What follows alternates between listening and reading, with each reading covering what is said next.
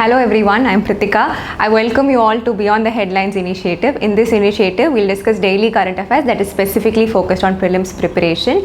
New videos will be uploaded every Monday to Friday, so don't forget to watch it. Inikoda topics paathiram. First topic vandu zero FIR. Second topic vandu PACTS, which was signed between India and Australia. Third topic vandu Parrot bornavirus. Fourth one vandu National Tiger Conservation Authority. Fifth one is a scheme, Understanding Lifelong Learning for All in Society, ULLAS scheme, and the sixth one is Durand Cup. So first topic ulla poidlam. So zero FIR ஏன் நியூஸில் இருக்குன்னா Ministry of Home Affairs is planning to expand E0 FIR, அதனால தான் இது நியூஸில் இருக்குது. First நம்ம FIRனா என்னென்னு பார்த்துடலாம். ஸோ கிரிமினல் இன்வெஸ்டிகேஷன் ப்ராசஸில் ஃபஸ்ட்டு ஸ்டெப்பு தான் வந்து ஃபஸ்ட்டு இன்ஃபர்மேஷன் ரிப்போர்ட் அப்படின்னு சொல்லுவாங்க. கம்ப்ளைண்ட் கொடுக்கும் போது போலீஸ் எழுதுகிற மொதல் ரிட்டன் டாக்குமெண்ட் தான் FIR அப்படின்னு சொல்லுவாங்க. ஸோ யூஸ்வலி ஒரு க்ரைம் நடக்கிற இடத்துல இருக்கிற டெரிட்டோரியல் ஜூரிஸ்டிக்ஷன் இருக்கிற போலீஸ் ஸ்டேஷனில் தான் வந்து FIR ஃபைல் ஆகும். ஆனால் ஜீரோ FIR அப்படிங்கிறது வந்து it can be registered at any police station regardless of territorial jurisdiction.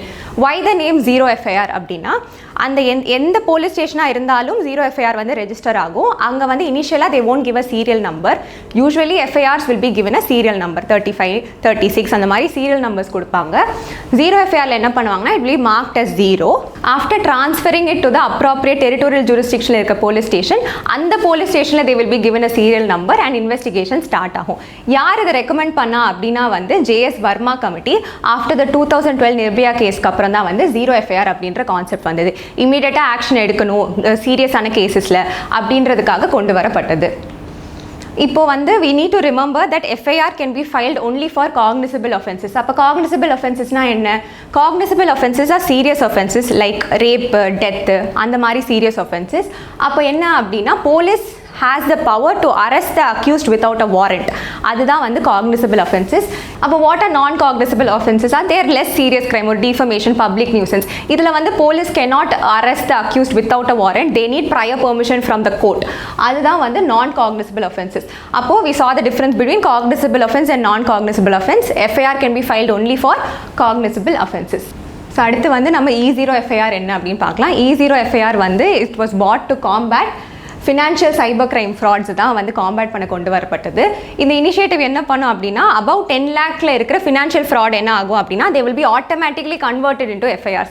இங்கே வந்து நீங்கள் 1930ன்ற ஹெல்ப்லைன்லையோ இல்லை நேஷனல் சைபர் கிரைம் ரிப்போர்ட்டிங் போர்ட்டலில் ரிப்போர்ட் பண்ணால் ஆட்டோமேட்டிக்காக அது FIR-ஆக கன்வெர்ட் ஆயிரும். இதில் என்ன ஞாபகம் வச்சுக்கணும் அப்படின்னா அது கன்வெர்ட் ஆன அப்புறம் வித்தின் 3 days அந்த அப்ராப்ரியேட் ஜூரிஸ்டிக்ஷனில் இருக்க போலீஸ் ஸ்டேஷனில் போய் சைன் பண்ணணும் for it to be converted into FIR.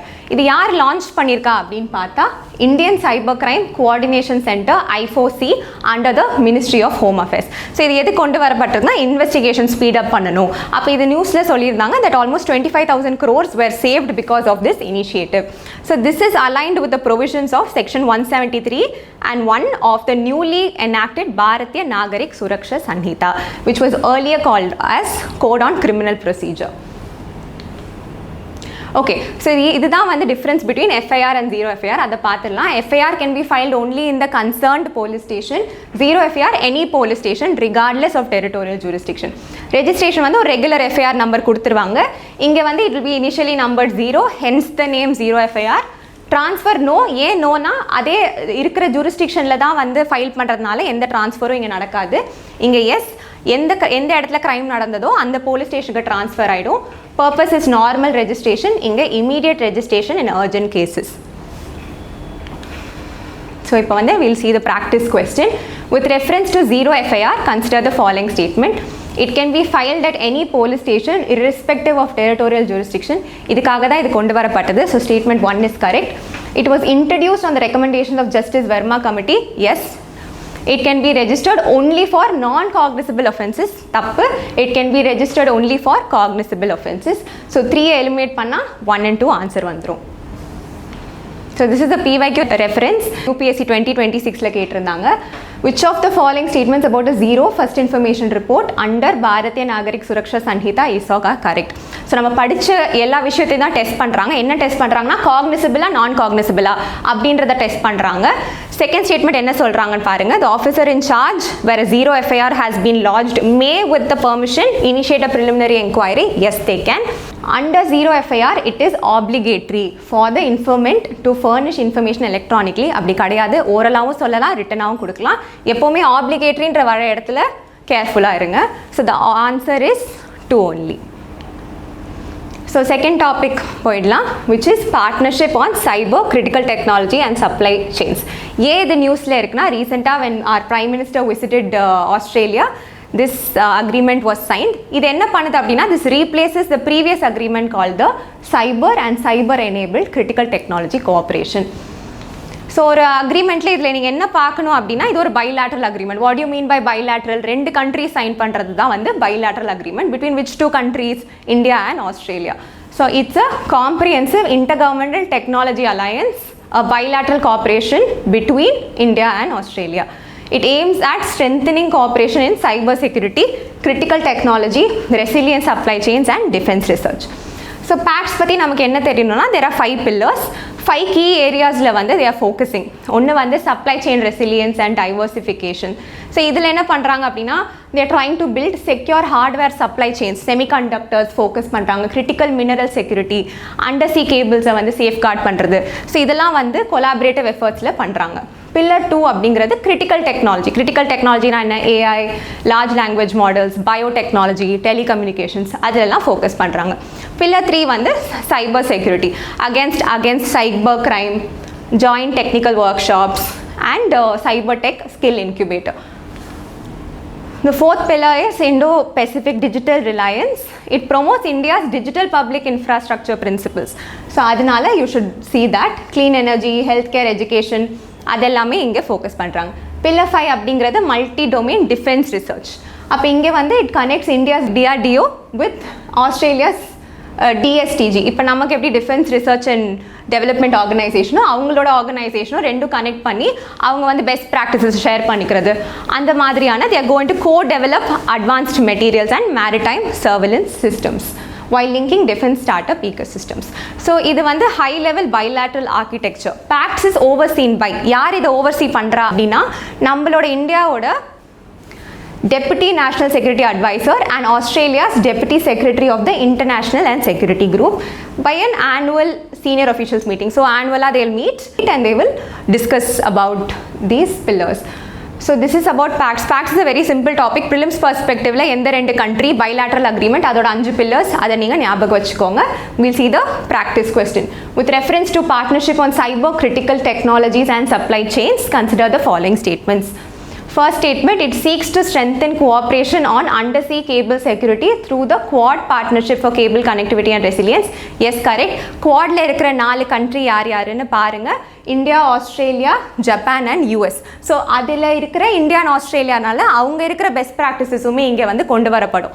So அதுதான் வந்து ஃபர்ஸ்ட் ஸ்டேட்மெண்ட். செகண்ட் ஸ்டேட்மெண்ட் அப்படிங்கிறது வந்து the National Security Council Secretariat is the Indian lead agency for both the supply chain resilience and critical technology. இப்போ 5 pillar இருக்கா, அந்த 5 பில்லருக்கும் ஒரு lead agency இருக்கும். அந்த ஏஜென்சி அந்த கவர்மெண்ட் ஆர்கனைசேஷன் தான் அதை கொண்டு போகும், அதை வந்து இம்ப்ளிமெண்ட் பண்ணுறது, கோஆர்டினேட் பண்ணுறது எல்லாமே பண்ணும். அப்போ ஃபர்ஸ்ட் இருக்கிற 2த்துக்குமே வந்து நேஷனல் செக்யூரிட்டி கவுன்சில் செக்ரட்டரியேட் தான் வந்து lead agency. It's a factual statement. This is also correct. Pillar 3 cyber security and digital ரெசிலியன்ஸ்க்கு வந்து மினிஸ்ட்ரி ஆஃப் எக்ஸ்டர்னல் அஃபேர்ஸ் இருப்பாங்க. அண்ட் Pillar 5 டிஃபென்ஸ் ரிசர்ச்க்கு வந்து மினிஸ்ட்ரி ஆஃப் டிஃபென்ஸ் லீட் ஏஜென்சியாக இருக்காங்க. தேர்ட் ஸ்டேட்மெண்ட் போயிடலாம். The critical technology pillar includes collaboration in artificial intelligence, biotechnology, telecommunications, space technology and advanced materials. Yes, third statement is correct. All the above are correct. 1, 2, 3 is the answer. அப்போ UPSC this is 2025 இருக்கு, இது 2017 question. Broad based trade and investment agreements is sometimes seen in the news in the context of negotiations held between India and European union. அப்போ ஒரு agreement கொடுத்துட்டு India எந்த கண்ட்ரின்னு கேட்குறாங்க. So அந்த பெர்ஸ்பெக்டிவில் PACTS பார்த்து வச்சுக்கலாம். ஸோ அடுத்து தேர்ட் டாபிக் பார்த்துடலாம், Parrot bornavirus. ஸோ ஏன் இது நியூஸில் இருக்குன்னா, it is identified for the first time in India. It is a highly contagious single standard RNA virus belonging to the species. Quite a difficult name தான், ortho bornavirus alpha see foam.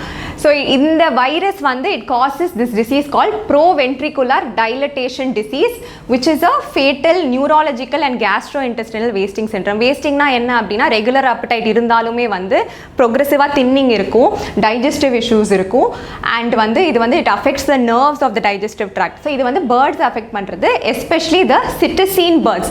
அப்ப cetacean birds na onnum kadiyadu, parrot family oda scientific name. Parrot family includes macaws, parakeets, cockatiels and lovebirds. So birds affect பண்ற ஒரு virus. So it was earlier known as macaw wasting disease because gastrointestinal tract affect பண்றதுனால தான் wasting நடக்குது.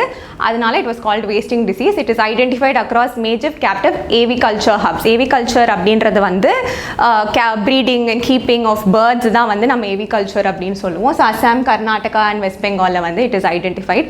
So இந்த வாட்டி தான் July 2026ல first official confirmation இந்த virus கண்டுபிடிச்சிருக்காங்க. So இதுல என்ன பெரிய பிரச்சனைனா the disease is asymptomatic. அந்த டிசீஸ் இருக்கிறதுனே தெரியாது, சிம்டம்ஸ் காமிக்காம பேர்ட்ஸ் இருக்கிறதுனால அது ஈஸியாக டிரான்ஸ்மிட் ஆகி ஒரு பெரிய த்ரெட் போஸ் பண்ணுது for their population. So this is a parakeet. So it affects the entire parrot family. So features அப்படின்னு பார்த்துட்டிங்கன்னா டிரான்ஸ்மிஷன் எது மூலியமாக நடக்குது அப்படின்னா food, water, saliva, faeces and eggs. Major threat என்னன்னா silent transmission by asymptomatic birds. So அதான் major threat. Impact என்ன அப்படின்னா digestive dysfunction, weight loss, neurological damage and mortality, டெத்துக்கு போய் முடியுது. So we'll see the practice question regarding this. With reference to parrot bornavirus, consider the following statements. It is a single stranded RNA virus. Yes, we saw that. Second, it is the primary causative agent of proventricular dilatation disease. Yes, that is also correct. The virus can spread through contaminated food, water, saliva and feces. All three statements are correct. So இப்போதைக்கு இருக்கிற evidence it does not spread to other animals. It also does not spread to humans. So அதுவும் பார்த்துக்கோங்க. அடுத்து what is the PYQ reference அப்படின்னா UPSC 2015ல கேட்டிருக்காங்க. H1N1 virus is sometime mentioned in the news with reference to which of the following disease ன்னு கேட்டிருக்காங்க. So அந்த angle இது கேட்க வாய்ப்பு இருக்கு. So H1N1 virus is related to swine flu. நம்மளோட ஃபோர்த் டாபிக் போயிடலாம். National tiger conservation authority. இது ஏன் நியூஸில் இருக்குது அப்படின்னா நம்ம environment minister Shri Bhupender Yadav he chaired the 29th meeting of NTCA in Coimbatore. அதனால இது நியூஸில் இருக்குது.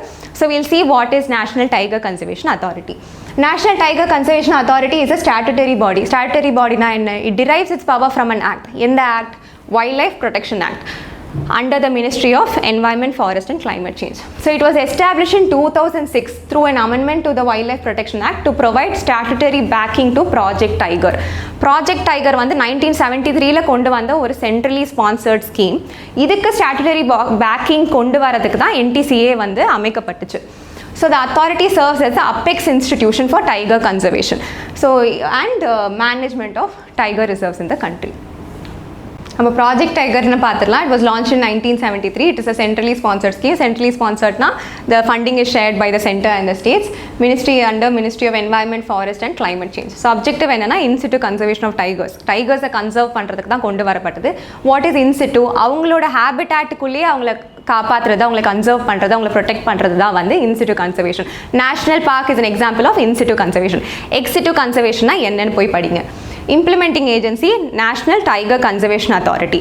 So Project Tigerக்கு statutory backing கொண்டு வரதுக்காக தான் NTCA was brought. So what are the important functions of NTCA அப்படிங்கும்போது it is to address human wildlife conflicts and promote coexistence in forest area outside national parks, wildlife sanctuary and tiger reserves. என்ன focus பண்ணுறாங்கன்னா ஒரு species paste கன்சர்வேஷனாக இல்லாமல் landscape paste கன்சர்வேஷனாக அதை கொண்டு வராங்க. Landscape paste கன்சர்வேஷன்னா அவங்க இருக்கிற ஏரியா, அந்த சரௌண்டிங் ஏரியாஸை மொத்தமாக அந்த ஈகோசிஸ்டமாக கன்சர்வ் பண்ணுறது தான் இவங்களோட மெயின் இனிஷியேட்டிவ்.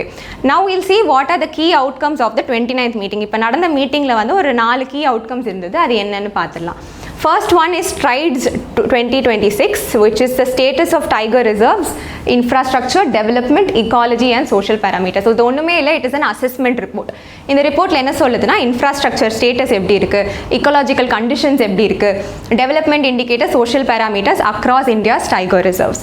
So அதுதான் Strides 2026. இந்த ரிப்போர்ட் மூலமா என்ன பண்ணலாம், நம்ம informed decision making கொண்டு வர முடியும், evidence based planning கொண்டு வர முடியும். So that is Strides 2026 for you. Other initiatives from 29th NTCA meeting என்னன்னா ரோட் மேப் டு ரெஸ்கியூ அப்படின்னு ஒரு ஃப்ரேம் ஒர்க் கொண்டு வந்திருக்காங்க. என்னது? Rescue, rehabilitation, release of wild animals within tiger landscapes. அப்போ வந்து ரீஹாபிலிட்டேஷன் சென்டர்ஸ் கொண்டு வருது, ஒரு ஆல்மோஸ்ட் ஒரு 38 அடிஷ்னல் டெம்பரரி சென்டர்ஸ் கொண்டு வரலான்னு பேசிகிட்டு இருக்காங்க. To rehabilitate, rescue and release wild animals within the landscape. அப்போ ஏதாவது ஒரு எமர்ஜென்சி அட்ரஸ் பண்ணுறதா இருக்கட்டும், human wild life conflict address பண்ணுறதுக்கு இது ரொம்ப ஹெல்ப்ஃபுல்லாக இருக்கும். Again, இந்த மீட்டிங் என்னன்னா they deliberated on the 6th cycle of management effectiveness evaluation. So management effectiveness evaluation is associated with what அப்படின்னு question கேட்கலாம். அப்போ what is management effective evaluation அப்படின்னா it's like an annual report card. இப்போ வந்து it is an assessment tool used to measure how well protected areas are managed. ஒரு tiger ரிசர்வ்னா அது எவ்வளோ நல்லா மேனேஜ் பண்ணுறாங்க, எல்லாமே கரெக்டாக இருக்கா, எந்த இடத்துல மாற்றணும், எது வந்து இட்ஸ் ஆல்ரெடி குட் அப்படின்னு செக் பண்ணுறதா வந்து management effectiveness evaluation. It sex if these areas successfully protect nature and reach their conservation goals. So practice question போயிடலாம். With reference to National Tiger Conservation Authority, consider the following statements. The National Tiger Conservation Authority is a statutory body. Yes. Under which ministry? Ministry of Environment, Forest and Climate Change. எந்த ஆக்டில் வந்து it derives its power? Wildlife Protection Act of 1972. NTCA promotes coexistence measures for human-wildlife conflict in tiger landscapes. Also correct. Strides 2026 is a report assessing infrastructure, ecology and social parameters of tiger reserves. Yes, அது இந்த 29th மீட்டிங்கில் சொல்லியிருக்காங்க. So all 3 statements are correct. PYQ reference வந்து UPSC 2014ல கேட்டிருக்காங்க. The term M stripes is sometimes seen in the news in the context of அப்படின்னு கேட்டிருக்காங்க. அப்போ straights வச்சு கொஸ்டின் வரலாம், மேனேஜ்மெண்ட் எஃபெக்டிவ்னஸ் இவாலுவேஷன் வச்சு கொஸ்டின் வரலாம். அண்ட் ஆல்சோ இன்னொரு இனிஷியேட்டிவும் சொல்லியிருக்காங்க 29th மீட்டிங்கில். It's called stripes. This is different from M stripes. ஒரு symposium மாதிரி to collaborate and focus on research, how well it can be done. அந்த மாதிரி ஒரு symposium தான் வந்து stripes. அதையும் போய் பாருங்க. இன்ஃபேக்ட் இன்னொரு விஷயம் என்னென்னா tiger reserves are very important area. Repeated PYQ questions வரும். லாஸ்ட் கிளாஸில் நம்ம பார்த்தோம் Madhav national park is declared a tiger reserve இன் 2025 வந்தது. ஸோ டைகர் ரிசர்வ்ஸ் எவ்வளோ இருக்குது, இந்த வருஷம் ஏதாவது டைகர் ரிசர்வ் அனௌன்ஸ் பண்ணாங்கன்னா அதை பார்த்து வச்சுக்கோங்க. அதே மாதிரி 2017 வந்து which of the following areas has the largest critical tiger habitat ன்னு ஒரு கொஸ்டின் வந்திருக்கும். So tiger reserves is quite an important area in your UPSC preparation. 5th வந்து போயிடலாம். It is a scheme, understanding lifelong learning for all in society scheme, ULLAS scheme. So ஏன் இது நியூஸில் இருக்குது அப்படின்னா Uttarakhand has become the country 6th fully literate state. Fully literate ஸ்டேட்னா என்ன அப்படின்னா 95% of the adult population age 15 and above should be literate. 95% population வந்து லிட்ரேட்டாக இருந்தாலே the become fully literate state. Uttarakhand வந்து அப்ராக்சிமேட்லி 98% அச்சீவ் பண்ணியிருக்காங்க. What are the other states that have achieve full literacy அப்படின்றத போய் படிங்க. ULLAS அப்படிங்கிறது வந்து we just saw it is a centrally sponsored scheme. Again we need to see that it aligns with the vision of national education policy which emphasizes lifelong learning, adult education and universal literacy. So this implementation யார் பண்ணுறா அப்படின்னா department of school education under ministry of education. இதோட time period வந்து 2022லேருந்து 27. அப்போ என்ன type of scheme? Centrally sponsor scheme. எந்த ministry கடியில் இருக்குது? Ministry of education. ஸோ இதெல்லாம் பார்த்து வச்சுக்கணும். ஸோ ப்ரைமரி அப்ஜெக்டிவ்ஸ் என்ன அப்படின்னா is to promote foundational literacy and numeracy to non-literate persons aged 15 years and above who could not access formal education. ஸ்கூலிங்க்கு போகாதவங்க, ஃபார்மலான எஜுகேஷன் கிடைக்காதவங்களுக்கு ஃபவுண்டேஷனல் லிட்ரஸி நியூமரசி வந்து கொடுக்கணும். வெறும் அவங்க நேமை சைன் பண்ணுறது மட்டும் இல்லாமல் மற்ற எல்லாரும் சொல்லி கொடுக்குறதோட எய்ம் தான் வந்து இந்த scheme.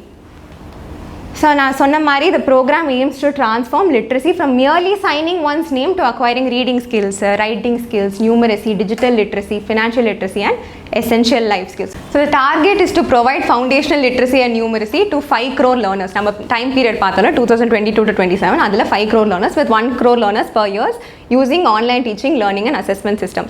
So there's a ULLAS mobile app. அதில் தான் வந்து teachers and learners can register themselves. இது இந்த ஸ்கீம் எப்படி நடக்கும்னா through volunteerism. So volunteer teachers can register themselves and then go teach people and accordingly வந்து இந்த ஸ்கீம் வந்து it's carried on. So the vision of the ULLAS scheme is to make Bharat Jan Jan Sakshar. So what is Jan Jan Sakshar? Na literacy to every citizen. So Sakshar means literacy. So literacy to every citizen. The scheme is based on the spirit of Kartavya Bodh, duty. And it is being implemented through volunteerism. நான் சொன்ன மாதிரி வாலண்டியரிசம்லேருந்து தான் இந்த scheme வந்து implement ஆகுது. So people who want to contribute can volunteer and teach people. So இதோட components என்ன அப்படின்னா வந்து foundational literacy and numeracy. So பேசிக்கான literacy, reading, writing and numeracy, பேசிக்கான கேல்குலேஷன்ஸ் டு அவங்க ஹவுஸ் ஹோல்ட் பட்ஜெட்டிங்கை வந்து பார்த்துக்கிற அளவுக்கு அந்த மாதிரியான விஷயங்கள் தான் வந்து first component. Critical life skills என்னென்னா financial literacy, digital literacy, legal literacy, health care, child care, education, family welfare. So இதெல்லாமே கிரிட்டிக்கல் லைஃப் ஸ்கில்ஸ். இதுவுமே சொல்லப்படுது. பேசிக் எஜுகேஷன்னா அவங்க எத்தனை கிளாஸ் வரைக்கும் படிச்சிருக்காங்க அப்படிங்கிறத பார்த்து பேசிக்கான எஜுகேஷன் ஈக்குவலன்ஸ் கொடுத்துறது தான் வந்து இந்த தேர்ட் காம்போனன்ட். ஒகேஷ்னல் ஸ்கில்ஸ் அப்படிங்கிறது வந்து ஸ்கில் டெவலப்மெண்ட் பண்ணுவாங்க. நியூ லிட்ரேட்ஸ்னால் ஒன்றும் இல்லை, new லிட்ரேட்ஸ் who have not got formal education but they have newly become literate people to obtain local employment. So அவங்களுக்கு ஸ்கில் கொடுத்தா தானே எம்ப்ளாய்மெண்ட் கிடைக்கும். ஸோ அதுவுமே ஃபோக்கஸ் பண்ணப்படுது. ஃபிஃப்த் ஒன் வந்து கண்டினியூயிங் எஜுகேஷன். லைஃப் லாங் லேர்னிங்கை வந்து எம்ஃபசைஸ் பண்ணுறது. Engaging holistic adult education courses in arts, science, technology, culture, sports and recreation, other topics of interest or use to local learners. அந்த ஏரியாவுக்கு என்ன யூஸ்ஃபுல்லாக இருக்குமோ அதுவுமே கண்டினியூயிங் எஜுகேஷனில் வந்து ஃபோக்கஸ் பண்ணப்படுது. So these are the components of ULLAS scheme. So we'll see the practice question. With reference to ULLAS, consider the following statements. It is a centrally sponsored scheme implemented under the National Education Policy. Yes, it is implemented under the National Education Policy. Its key objective is to provide foundational literacy and numeracy to non-literate persons aged 15 years and above. Yes, that is also correct. Both 1 and 2 the answer. So what is the PYQ reference? It's a question asked in 2016. Swayam, an initiative of the Government of India, aims at providing affordable and quality education to citizens for free. அப்போ உல்லாஸ் வந்து ஒரு objective என்ன அப்படின்ற question வரலாம். So these are the inferences that you need to take from PYQ. So this is the last topic of the day. It's Durand Cup. So this is ஏன் இது நியூஸில் இருக்குது அப்படின்னா வந்து President of India officially unveiled and flagged off the 3 distinct winner trophies for the upcoming 2026 World Cup at a ceremony in Rashtrapati Bhavan Cultural Center. So இது வந்து என்ன நமக்கு தெரிஞ்சுக்கணும்னா, it is Asia's oldest and world's third oldest football tournament in which Indian football clubs from across the country participate. The inaugural edition took place in Shimla in 1888. அப்போ நடக்கும் போது it was open only to British army troops. Army troops மட்டும் விளையாடுற ஒரு கேமாக தான் இருந்தது. அப்புறமா சிவிலியன்ஸ்க்கு வந்து it was civilian football clubsக்கு it was opened. The tournament is named after its founder Sir Henry Mortimer Durand. So இவரோட நேம் தான் கொடுத்துருக்காங்க. Durand line, which is the international border between Afghanistan and Pakistan, was also named after the same personality. அடுத்து போகலாம். இதில் என்ன ஒரு significance அப்படின்னா, Durand Cup usually ஒரு டோர்னமெண்ட்டில் winner will get 1 prize, but இங்கே வந்து they'll get 3 trophies: the Durand Cup, the Shimla Trophy and the President's Cup. So இது ரெண்டுமே rolling trophies, which means temporarily அந்த வருஷம் வின் பண்ணவங்க கிட்ட இருக்கும், அடுத்த வருஷம் it will be handed over. President Cup is a permanent cup which was inaugurated by Dr. Rajendra Prasad in 1956. So this is what we need to know. Durand Cup is associated with which game? Football, and these 3 unique trophies, and it is conducted and administered by armed forces. So அதுவும் ஞாபகம் வச்சுக்கோங்க. இதுதான் அந்த picture unveiling போதே எடுத்தது. So practice question பார்த்துடலாம். Consider the following statements regarding the Durand Cup. It holds the distinction of being Asia's oldest and the world's 3rd oldest football tournament, having its inaugural edition held in Shimla in 1888. 3 facts கொடுத்துட்டாங்க. All 3 facts are correct. So this is a right statement. Uniquely, the winning team of the tournament is awarded 3 distinct trophies, including the original Durand Cup, the Shimla Trophy and the President Cup. Shimla Trophy is actually given by the residents of Shimla. அவங்களோட இன்ட்ரெஸ்ட்னால வந்து அது கொடுத்துருக்காங்க. So which of the statements given above is or are correct? Both 1 and 2 is the answer. So இதோட reference என்னென்னா, நம்மளோட 2025ல் there was a chess based question. So அதுதான் வந்து reference. So in the finals of the 45th Chess Olympiad held in 2024, Gukesh Domaraju became the world's youngest winner after defeating the Russian player Ian Nepomniachtchi. So this is a wrong statement. Ding Liren defeat பண்ணியிருப்பாரு. Second statement என்னன்னா, Abhimanyu Mishra, an American chess player, holds the record of becoming world's youngest ever grandmaster. So that is a correct factual statement. So 2 only the answer. Sports questions கேட்குறாங்க, but அதே ஃபுல்லாக நம்ம பார்க்கணுன்றது இல்லை. இந்த மாதிரி வரும்போது அதோட சிக்னிஃபிகன்ஸ் என்ன, பேசிக்கான டீட்டெயில்ஸ் தெரிஞ்சுக்கிறது will be enough. So with that we come to the end of 6 topics. If you have any doubts, leave it in the comment section. Watch regularly. Thank you.